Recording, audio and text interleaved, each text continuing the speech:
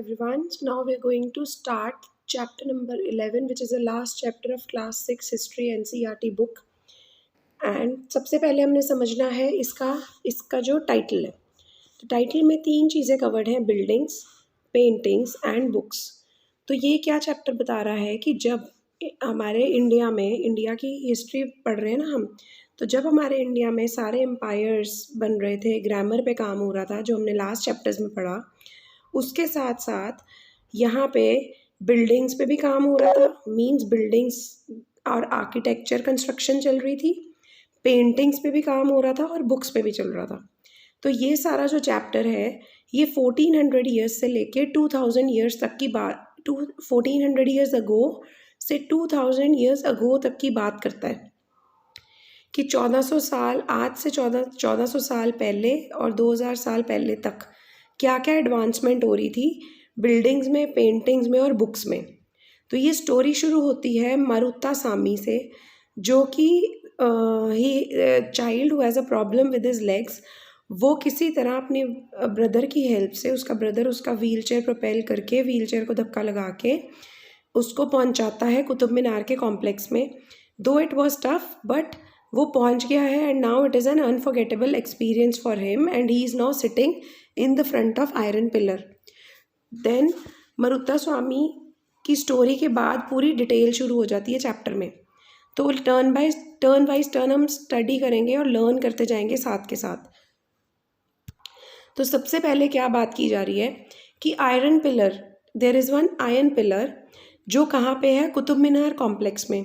कुतुब मीनार कहाँ है? दिल्ली में. और दिल्ली में किस जगह पे है? मेहरौली में. So this is the point. Mehrauli in Delhi एक आयरन पिलर है जो कुतुब मीनार कॉम्प्लेक्स में है. वो एक बहुत ही रिमार्केबल एग्जाम्पल है इंडियन क्राफ्ट पर्सनस की स्किल का. क्योंकि वो इतना बड़ा पिलर है, 7.2 फीट 2 मीटर उसकी हाइट है, 3 टन उसका वेट है और आज से 1500 साल पहले वो बना था. बट अमेजिंग फैक्ट क्या है कि आयरन का बना होने के बावजूद भी उसमें आज तक कभी भी रस्टिंग नहीं हुई है, कभी भी जंग नहीं लगा है. तो ये एक बहुत ही अमेजिंग फैक्ट है इस पिलर का. अब ये पिलर हमें कैसे पता चला कि ये 1500 साल पहले बना है? क्योंकि इस पिलर के ऊपर एक इंस्क्रिप्शन करी गई है और उसमें रूलर का नाम लिखा है चंद्रा. और प्रॉबेबली की अंदाज़ा लगाया जाता है, क्योंकि हिस्ट्री के बारे में हम कभी भी परफेक्ट चीज़ें नहीं बता पाते, हम सिर्फ स्टडी करके अपना एनालिसिस बताते हैं. तो ऐसा माना जाता है कि शायद ये जो चंद्रा है जिसका रूलर का नाम लिखा है वो गुप्ता डायनेस्टी को बिलोंग करता था, जो गुप्ता डायनेस्टी 1500 साल पहले वहाँ पे रूल करती थी दिल्ली में. तो हमने क्या पढ़ा कि आयरन पिलर है, मेहरौली दिल्ली में है, 7.2 मीटर उसकी हाइट है, 3 टन उसका वेट है, आज से 1500 साल पहले बना था.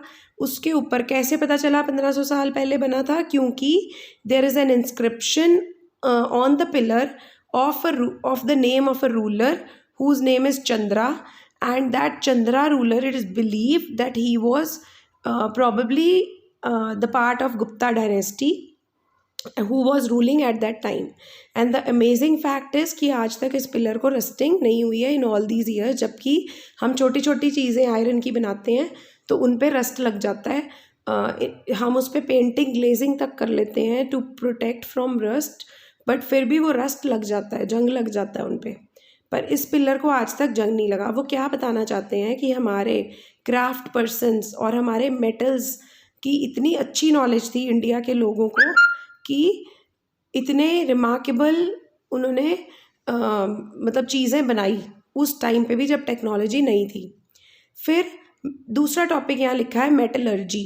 तो मेटल से बना नाम मेटलर्जी, कि हमारे इंडियन जो पुराने एंशियंट मेटलर्जिस्ट थे उन्होंने बहुत ही मेजर कंट्रीब्यूशन करा है मेटलर्जी की हिस्ट्री में. और इसका कहाँ से सबूत मिलता है, एविडेंस मिलता है? आर्कियोलॉजिकल एक्सकवेशन से, जिनसे पता चलता है कि जो हमारे क्राफ्ट्समैन थे हड़प्पा के जो क्राफ्ट पर्सन्स थे बहुत ही ज़्यादा स्किल्ड थे और उनको बहुत ही अच्छी नॉलेज थी कॉपर मेटलर्जी की, मतलब कॉपर मेटल को हैंडल करने की. इनफैक्ट उन्होंने इतनी बढ़िया नॉलेज थी कि उनको ये भी पता चल चुका था कि कॉपर प्लस टिन मिक्स करोगे तो ब्रॉन्ज बन जाएगा। इसीलिए माना जाता है that Harappans belong to the bronze age. और आगे जाके जब उनके सक्सेसर्स आए तो उन्होंने आयरन तक ढूंढ लिया और उन्होंने 3 highly advance type of iron को प्रोड्यूस कर लिया था। अब ये 3 एडवांस टाइप ऑफ आयरन कौन से थे? Forged iron, wrought iron and cast iron. तो यहाँ पे इम्पॉर्टेंट पॉइंट्स हम मार्क कर सकते हैं कि हड़प्पन्स, पहले तो कहाँ से पता चलता है मेटल कि हमारे बंदों को, एंशियंट इंडियन जो मेटलर्जिस्ट थे या क्राफ्ट पर्सन थे, उनको नॉलेज थी आर्कियोलॉजिकल एक्सकवेशंस जो हड़प्पा में हुई। वहाँ से हमें मिला कि हमारे जो क्राफ्ट पर्सन्स थे बहुत ही मास्टर लोग थे, उनको कॉपर मेटलर्जी की नॉलेज थी। इनफैक्ट कॉपर प्लस टिन करके मिक्स करके उन्होंने ब्रॉन्ज बना लिया था। इसलिए हड़प्पन्स को माना जाता है that they belong to bronze age, और हड़प्पन्स के सक्सेसर्स को माना जाता है that they belong to iron age. And 3 types of irons, highly advance type of irons produce हो चुकी थी। Number 1 forged iron, number 2 wrought iron and number 3 cast iron. Next अब वो बता रहे हैं कि चलो मेटल की नॉलेज तो थी, साथ साथ बिल्डिंग्स पे भी काम चल रहा था, मतलब बिल्डिंग्स की कंस्ट्रक्शंस भी चल रही थी। और वो बिल्डिंग्स किस किस चीज़ से बनती थी? ब्रिक्स से और स्टोन से। तो सबसे पहले हम पढ़ेंगे कि जो हमारे क्राफ्ट पर्सन्स थे उनको, हमें अपनी बिल्डिंग्स को देख के ये पता चलता है कि वो कितने मास्टर लोग थे, कितने स्किलफुल थे। और ऐसी बिल्डिंग्स कौन सी हैं? स्टूपास। और स्टूपास का लिटरल मीनिंग क्या होता है? माउंड। अब कह रहे हैं कि there are several kind of stupas, बहुत सारे टाइप ऑफ स्टूपास हैं, जैसे कुछ राउंड होते हैं और टॉल होते हैं, कुछ बिग होते हैं, स्मॉल होते हैं, बट सारे स्टूपास में कुछ फीचर्स हैं जो कॉमन रहते हैं। क्या फीचर है वो? नंबर 1 कि हर स्टूपा के सेंटर में, हार्ट ऑफ द स्टूपा में एक बॉक्स रखा जाता है। उस बॉक्स में क्या रखा जाता था? बॉडीली रिमेन्स रखे जाते थे, जिसका भी वो स्टूपा बन रहा है। जैसे अगर वो बुद्धा या उसके फॉलोअर्स का बन रहा है तो उनके बॉडीली रिमेन्स मतलब क्या क्या, जैसे कि उनकी बोन्स, उनकी टीथ, उनके एशेस, प्रेशियस स्टोन्स, कॉइन्स, जिस बंदे की याद में बना रहे हैं उसकी चीज़ें उसमें रख देते थे, फिर उसको कवर कर देते थे। अब पहले इस बॉक्स को क्या बोला जाता था? Relic casket. अब ये बॉक्स रख दिया हमने, इसको कवर कर दिया जाता था अर्थ से, अर्थ का मतलब सॉइल वगैरह से। देन उसके ऊपर ब्रिक्स की एक लेयर बना दी जाती थी ऑन द टॉप। अब वो या तो मड ब्रिक्स यूज़ होती थी या फिर बेक्ड ब्रिक्स। देन उसके ऊपर एक डोम टाइप स्ट्रक्चर बना दिया जाता था। डोम क्या होता है? ऐसा स्ट्रक्चर, ऐसा। तो सेंटर में डब्बा रखा बॉडीली रिमेन्स वाला, उसके ऊपर कवर कर दिया, सॉइल डाल दी, सॉइल के ऊपर बेक ब्रिक्स या मड ब्रिक्स से लेयर बना दी, फिर उसके ऊपर एक डोम बनाया गया। ठीक है, अब ये डोम लाइक स्ट्रक्चर वॉज बना दिया जाता था और उसको स्ट्रक्चर को फिर डेकोरेट किया जाता था किससे? स्टोन की स्लैब से, काव करी हुई। तो काविंग वाली स्टोन्स की स्लैब्स लगा दी जाती थी। तो ये हो गया फर्स्ट फीचर जो सारे स्टूपास में मिलता है, relic casket. Then second feature is pradakshina path, जो परिक्रमा करने का रास्ता होता है। तो अगर आप देखोगे यहाँ पे एक फ़ोटो दी हुई है। अब यहाँ पे वो कह रहे हैं ये एक स्टूपा है, ठीक है। तो स्टूपा का स्ट्रक्चर ऐसा है, देखो डोम बना हुआ है यहाँ पे, ठीक है। अब इसके स्टूपा के आसपास, जैसे आजकल भी मंदिरों में अगर हमने परिक्रमा करनी हो तो एक पाथ बनाया जाता है ना मंदिर के आसपास, तो ऐसे ही उस पाथ मतलब रास्ता, प्रदक्षिणा पाथ बोला जाता था, जो स्टूपा के आसपास ले डाउन किया जाता था। And this path was surrounded by railings, इसके आसपास रेलिंग होती थी। अब इस पाथ पे एंटर कैसे होना था? एक गेटवे बना दिया जाता था, वहाँ से एंटर किया जाता था और लोग इस स्टूपा के आसपास चक्कर लगाते थे as a mark of their devotion. So entrance was through the gateways and devotees walked around the stupa, कौन सी डायरेक्शन में? क्लॉकवाइज डायरेक्शन में, as a mark of their devotion. फिर रेलिंग्स और जो गेटवेज थे उनको सजाया जाता था स्कल्पचर्स से, डेकोरेट करा जाता था स्कल्पचर से। अब बोरिंग थोड़ी बना देंगे उसको, देखो ये कितना अच्छा डेकोरेशन है, तो उस पर कुछ ना कुछ स्कल्पचर्स और ड्राइंग्स वगैरह बना देते थे वो। तो अब 2 स्टूपास की एग्जाम्पल दो जी, तो एक स्तूपा, बहुत ही मैग्निफिसेंट स्तूपा है अमरावती में, बोलते हैं अमरावती बट स्पेलिंग याद करने के लिए अमरावती। और ये कब बना था, इसके ऊपर बहुत ही ज़्यादा स्टोन कार्विंग्स हुई हैं और ये 2000 ईयर्स पहले बना था। दूसरा स्तूपा का क्या एग्जाम्पल है, ये वाला, the great stupa at Sanchi in Madhya Pradesh. तो ये एक और स्तूपा है जिससे हमें यही देखने को मिलता है कि सारे स्तूपाज में दो कॉमन फीचर थे, one was relic casket and second was प्रदक्षिणा पाथ। अब वो कहते हैं, सवाल ये राइज होता है कि क्या स्तूपाज एक आधे साल में बन जाते थे? नहीं, इतने ह्यूज स्ट्रक्चर इतनी जल्दी नहीं बन सकते, स्पेशली, और उस टाइम पे टेक्नोलॉजी भी नहीं थी, हाथ से ही काम थे सारे। तो यहाँ पे दिया गया है कि जब स्तूपाज बनते थे तो वो सेवरल सेंचुरीज लग जाती थी। अब देखो, एक सेंचुरी में होते हैं 100 साल, तो सेवरल सेंचुरीज लग जाती थी स्तूपाज बिल्ड करने के टाइम पे। जैसे कि ये देखा गया है कि ब्रिक के एक माउंट्स, तो स्तूपा का लिटरल मीनिंग हमने करा माउंट, तो ब्रिक के माउंट्स प्रॉबेबली कुछ बने अशोका के टाइम पे, बट उसके बाद उसमें रेलिंग्स और उसमें गेटवेज ऐड करे फ्यूचर रूलर्स के टाइम पे, लेटर रूलर्स के टाइम पे। अब ये एक स्कल्पचर है जो हमें मिला है अमरावती के स्तूपा पे देखने को। वहाँ पे क्या दिखाया गया, देखो ये एलिफेंट लड़ रहे हैं, पीछे लोग लड़ रहे हैं और ये कुछ लेडीज़ हैं जो ऊपर से बैठ के देख रही हैं। तो ऐसे वो डे टू डे लाइफ के ड्राइंग्स या पेंटिंग्स बना के डिपिक्ट करते थे, स्कल्पचर्स बना देते थे फॉर डेकोरेशन पर्पसेस। तो अब हमने क्या पढ़ा है कि बिल्डिंग्स बनती थी। बिल्डिंग्स में पहला स्ट्रक्चर हमने पढ़ लिया स्तूपा, जो माउंड होता था। दूसरा वो कह रहे हैं साथ ही साथ हिंदू टेम्पल्स पे भी काम हो रहा था। तो ये तो जो स्ट्रक्चर्स बन रहे हैं, हमने पढ़ा कि ऊपर ब्रिक की लेयर लगा देते थे, ठीक है।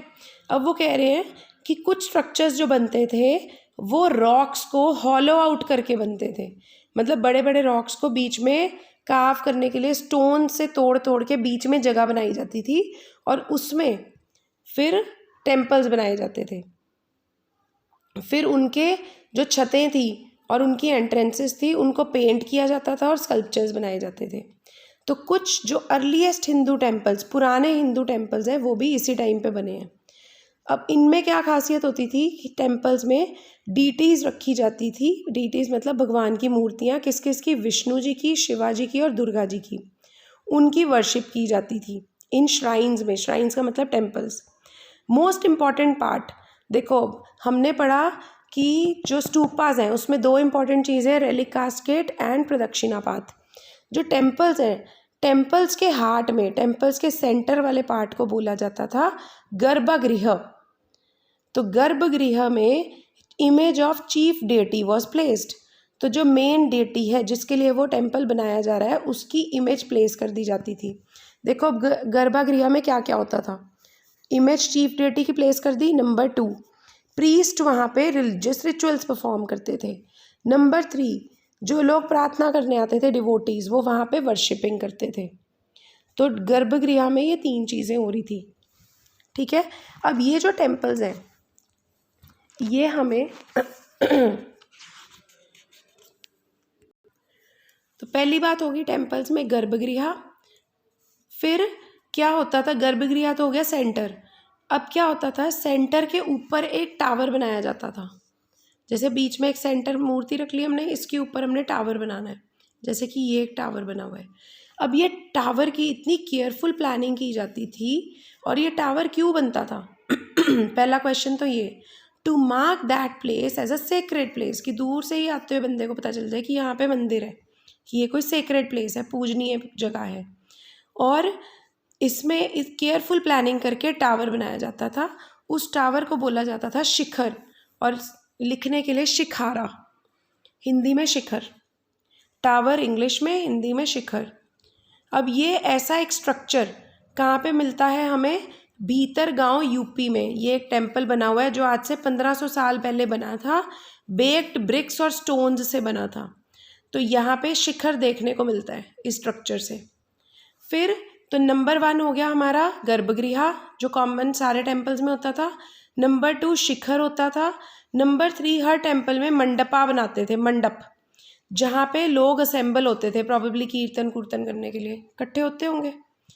तो ये हो गया वो वाले टेम्पल्स जिनको ईंटों से, ब्रिक्स से बनाया जा रहा है। एक और टाइप ऑफ टेम्पल्स बनते थे जिनको बोला जाता है मोनोलिथिक टेम्पल्स। अब ये टॉप राइट में ये है मोनोलिथिक टेम्पल्स। तो सबसे पहले हमें समझना है मोनोलिथिक। मोनो का मतलब होता है सिंगल, लिथिक का मतलब होता है स्टोन। तो ऐसे टेम्पल्स जो सिंगल स्टोन में बनाए गए हों। अब इनको क्या करा जाता था, कार्व। तो एक बड़ा सा स्टोन में कार्विंग करके बीच में से हॉलो कर करके टेम्पल का स्ट्रक्चर बनाया जाता था। अब that is why it is known as monolith, because एक सिंगल स्टोन में इसको कार्व करके ह्यूज स्ट्रक्चर टेम्पल का बनाया जाता था। तो हमने एक चीज़ यहाँ पे ध्यान रखनी है कि जब भी कोई ब्रिक का स्ट्रक्चर बनेगा वो फ्रॉम बॉटम टू टॉप बनेगा, ईंटें नीचे से लगानी शुरू करेंगे। बट जब मोनोलिथिक टेम्पल्स बनते हैं तो स्ट्रक्चर टॉप टू बॉटम आता है। हम ऊपर से कार्विंग करनी शुरू करते थे, जो क्राफ्ट पर्सन्स थे हॉलो आउट करना शुरू करते थे और धीरे धीरे फ्रॉम अप टू डाउन आते थे, फ्रॉम टॉप टू डाउन। यही चीज़ यहाँ लिखी है कि these structures each of these carved out of huge single piece of stone, that is why they are called monoliths. तो why are they called monoliths? Because they were carved out of single piece of stone. Brick structures are built up by adding layers from bottom to upwards। मतलब BRICS रखनी है तो नीचे से ऊपर जाएंगे। But जब स्टोन कटर्स स्टोन के टेम्पल्स में कार्विंग करते थे तो वो टॉप टू डाउनवर्ड जाते थे।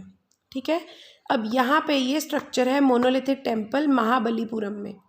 तो हमारे पास मोनोलिथिक टेम्पल्स कहाँ देखने को मिलते हैं? महाबलीपुरम एंड आईहोल। इनमें फाइनेस्ट स्टोन टेम्पल्स हैं जो उस टाइम पे बने थे। जैसे कि ये एक टेम्पल है, किसका टेम्पल है? दुर्गा जी का, आईहोल में, जो आज से 1400 साल पहले बना था, 1400 ईयर्स अगो। तो आई थिंक यहाँ तक क्लियर है, सब कुछ याद हो गया होगा। नेक्स्ट आ गया हमारे पास कि स्टूपाज। अब जो बिल्डिंग हमने बात करी, हम क्या बात करें, देखो बिल्डिंग्स बन रही थी उस टाइम पे। वो बिल्डिंग्स में दो पार्ट्स करें, स्टूपाज बन रहे थे और टेम्पल्स बन रहे थे। स्टूपा क्या होता है? माउंड। सारे स्टूपाज में कॉमन बात थी कि सेंटर में रेलिक कास्केट होती थी और उसके आसपास प्रदक्षिणा पाथ होता था परिक्रमा करने के लिए। वहाँ पे लोग क्लॉकवाइज डायरेक्शन में राउंड मारते थे डिवोशन के लिए। दो स्टूपास के नाम बताओ। Magnificent stupa in Amaravati and the great stupa at Sanchi in Madhya Pradesh. फिर टेम्पल्स बनने लगे। अब अमारावती का स्टूपा कितना पुराना है? 2000 साल पुराना। टेम्पल्स बन रहे थे उस टाइम पे। टेम्पल्स या तो ब्रिक्स से बन रहे थे या फिर कार्व्ड आउट हो रहे थे। अब टेम्पल्स में किसकी डीटीज रखते थे? विष्णु जी की, शिव जी की और दुर्गा जी की। टेम्पल में कॉमन फीचर क्या था? सेंटर वाले पार्ट को बोलते थे गर्भागृह। गर्भागृह में 3 काम होते थे। Number 1, image of chief deity was placed. Number 2, pandit वहाँ वर्शिपिंग करते थे रिलीजियस रिचुअल्स की। नंबर 3, डिवोटीज वहाँ पे वर्शिप करते थे। फिर हमारे पास नेक्स्ट आ जाता है कि टेम्पल्स, ये तो थे ब्रिक से बनने वाले। अब हर टेम्पल के ऊपर सेंटर गर्भगृह के ऊपर केयरफुल प्लानिंग करके एक टावर बनाया जाता था, उसको बोला जाता था शिखर, और लिखने में शिखारा। शिखर बना दिया और क्यों बनाया? To mark it as a sacred place. और फिर हर टेम्पल में मंडप होता था। मंडप का मतलब जहाँ लोग, place where the people could assemble. और ये शिखर कहाँ देखने को मिलता है? भीतरगांव इन उत्तर प्रदेश। और ये कब बना था टेम्पल? 1500 years ago. और दूसरे टाइप ऑफ टेम्पल थे हमारे मोनोलिथ्स, जो सिंगल रॉक को ढूंढ के उसमें कार्विंग करके बनाए जाते थे। और ऐसे टेम्पल्स कहाँ मिलते हैं? महाबलीपुरम में और आईहोल में। ये एक आईहोल का टेम्पल है जो 1400 ईयर्स अगो बना था, दुर्गा जी का टेम्पल। अब वो कहते हैं कि ठीक है, मान लिया स्टूपास और टेम्पल्स बन रहे थे, बट कौन कौन से लोग इन्वॉल्व थे भैया? पैसे कौन देता था? स्ट्रक्चर कौन बताता था कि ये बनना है? यहाँ पे कौन डिसीजन लेता था? तो ये बोलते हैं कि यूजुअली कौन डिसीजन लेगा? किंग और क्वींस, क्योंकि पैसा ही उनके पास होता था। तो जो स्टूपास और टेम्पल्स होते थे सेवरल स्टेजेस में बिल्ड होते थे, ठीक है। और इसमें डिसीजन कौन लेता था? किंग और क्वीन, क्योंकि एक स्टूपा या टेम्पल बनाना बहुत ही एक्सपेंसिव काम था। और किंग और क्वींस खर्चा कहाँ से करते थे? अपनी ट्रेजरी में से, खजाने में से। तो क्या स्टेप्स इन्वॉल्व होते थे? डिसीजन लिया किंग और क्वीन ने कि जी यहाँ पे महात्मा ने, किसी ने लेक्चर दिया, बुद्धा जी ने लेक्चर दिया, यहाँ स्टूपा बनाओ जी यादगार में। चलो, फर्स्ट क्या होता था? क्राफ्ट पर्सन्स का काम शुरू हो जाता था। पहले तो गुड क्वालिटी का स्टोन ढूंढो। ढूंढ लिया, तो number 1 is to find good quality stone. Number 2 quarried मतलब उस स्टोन को अपनी जगह से हिलाओ, खोदो, क्योंकि वो तो एक जगह पे जमा होगा ना। फिर उसको खोद के क्वेरी करके उसको ट्रांसपोर्ट करो टू द प्लेस जहाँ पे हमने ट्रूपा बनाना है। अब रफ ब्लॉक्स ऑफ स्टोन्स, अब ये जो स्टोन्स होते थे इनको शेप देनी पड़ती थी, कार्विंग करनी पड़ती थी, इन पे पैनल्स बनानी पड़ती थी, पैनलिंग करनी पड़ती थी to make walls, pillars, floors and ceilings. तो क्या क्या करना है, शेपिंग, कार्विंग एंड पैनलिंग, और फिर उनको केयरफुली प्लेसमेंट करनी है एट अ राइट पोजिशन कि सही स्ट्रक्चर लगे, ठीक है। फिर उसके बाद किंग और क्वीन वहाँ से पैसे खर्च करते थे ट्रेजरी में से, देते किसको थे पैसे, जो लोग बना रहे हैं, अब वो फ्री में तो बनाएंगे नहीं, तो जो क्राफ्ट पर्सन्स वर्क कर रहे हैं टू बिल्ड दो स्प्लेंडेड स्ट्रक्चर्स। और तो नंबर 1 कौन कौन से लोग इन्वॉल्व है, Kings and queen's. Number 2 craft persons. Number 3 devotees, जो लोग वहाँ पूजा करने आते थे वो भी गिफ्ट्स लेके आते थे, तो वो गिफ्ट्स जो लाते थे उनसे टेम्पल्स की बिल्डिंग्स को या स्टूपास की बिल्डिंग्स को डेकोरेट करने के काम आते थे, डेकोरेशन की जाती थी डिवोटीज़ के गिफ्ट से। इसके अलावा और बहुत सारे लोग इन्वॉल्व होते थे, जैसे कि आइवरी वर्कर्स, जिन्होंने ब्यूटीफुल गेटवेज बनाए हैं सांची पे। फिर और किस किस को पेमेंट करनी पड़ती थी, मर्चेंट्स को, फार्मर्स को, गार्लैंड मेकर्स को, परफ्यूमर्स को, स्मिथ्स को, और hundreds of main and women जिन्होंने ये स्ट्रक्चर्स बनाए। कईयों के नाम हमें पता है क्योंकि उन्होंने स्ट्रक्चर्स बनाते बनाते उसमें अपने नाम को इंस्क्राइब कर दिया, बट बहुतों के नाम नहीं भी पता होंगे जिन्होंने इंस्क्रिप्शन नहीं करी अपने नामों की।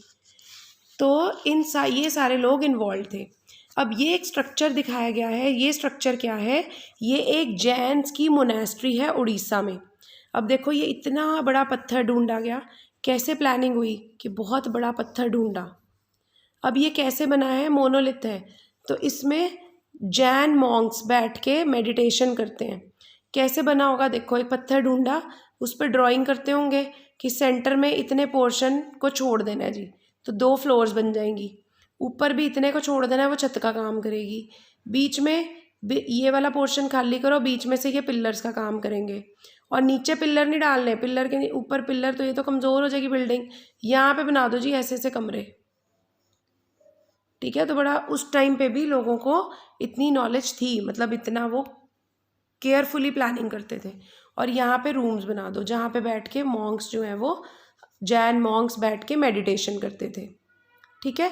तो ये कहाँ पे मोनेस्ट्री है, उड़ीसा में, जैन्स की monastery, carved out of the rock surface and notice the entrance to the rooms. ये देखो ये रूम्स की एंट्रेंस थी, and Jain monks lived and meditated in these rooms. फिर ये एक स्ट्रक्चर मिला है नेशनल म्यूजियम न्यू दिल्ली से, जहाँ से ये पता चलता है देखो कि लोग कैसे कार्विंग करते होंगे। तो ये एक शार्प सा ऑब्जेक्ट पड़ा हुआ है जिसको मार मार के कार्विंग की जाती होगी, तो इनसे स्कल्पचर से पता चलता है हमको। तो बहुत सारे लोग इन्वॉल्व थे इनमें, and men and women, hundreds of men and women who were known by their names which were inscribed in pillars, railings and walls. So when you get a chance to visit these buildings, remember how several hundreds of people worked to construct and to decorate them. तो यहाँ पे बात ख़त्म हुई हमारी buildings की। Next हम बात करेंगे पेंटिंग्स की, उसके बाद हमने काम करना है बुक्स पे। तो इस टाइम पे 1400 से 2000 साल ईयर्स अगो बुक्स बिल्डिंग्स पे काम हो रहा था, पेंटिंग्स पे काम हो रहा था, और बुक्स पे काम हो रहा था। Next we will study paintings. So the next part जो हमारे पास है वो है पेंटिंग्स।